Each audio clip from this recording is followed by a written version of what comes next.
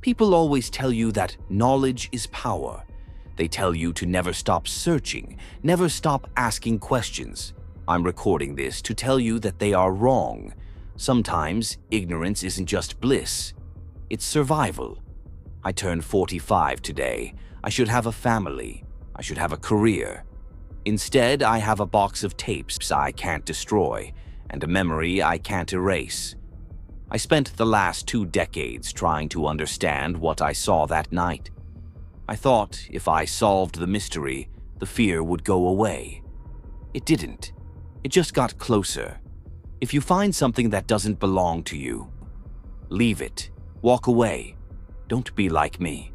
It happened in November of 2005. I was 24, fresh out of college, hiking alone in the Blackwood trails. It wasn't a restricted area, just quiet. Too quiet.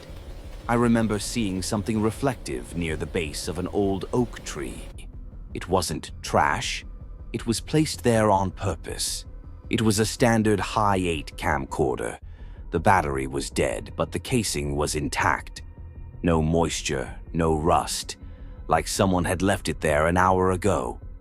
I took it home. That was my first mistake. Curiosity is a funny thing. It blinds you to danger signs. I charged the battery. There was only one tape inside. No label. Just a piece of masking tape with a date written in Sharpie. October 30th. 2 days before I found it. I pressed play. The footage was boring at first. Just static shots of a house. A normal suburban house. Filmed from the tree line. But then I realized something that made my stomach drop. I knew that house. It wasn't my house, it was my parents' house. The person holding the camera wasn't filming the scenery. They were filming the windows. Specifically the living room window where my dad used to sit and read. The video cut. The next clip was inside. They were inside the house. I watched, paralyzed, as the camera moved silently down the hallway I grew up in. They walked past the family photos. They walked past my old bedroom door. And then, they stopped at the master bedroom. The person filming didn't open the door. They just stood there, breathing. You could hear it on the tape. A wet, raspy breathing. And then a whisper. Wait, I need you to understand this. The whisper wasn't a threat. The voice behind the camera said, "Not ripe yet." I called my parents immediately. They were fine. They said the alarm never went off, no signs of forced entry. They thought I was pranking them, but I went to the police. I gave them the tape.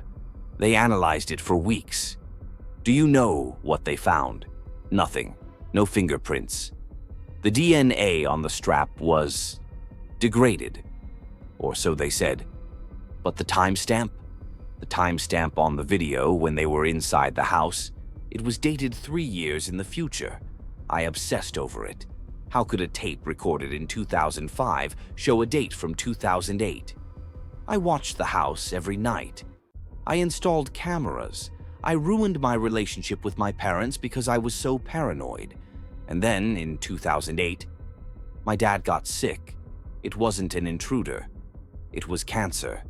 He passed away in the master bedroom, exactly where the camera had stopped. Not ripe yet. They weren't waiting to kill him. They were waiting for him to die. I never found out who held that camera, or what held it. But I learned that some things in this world operate on a schedule we can't see. I wasted 20 years looking for a killer, only to realize I was watching a harvest. If you see something out of place, a tape, a door, a weird shadow, don't pick it up. Don't press play. Some stories aren't meant to be told. They are meant to be warnings.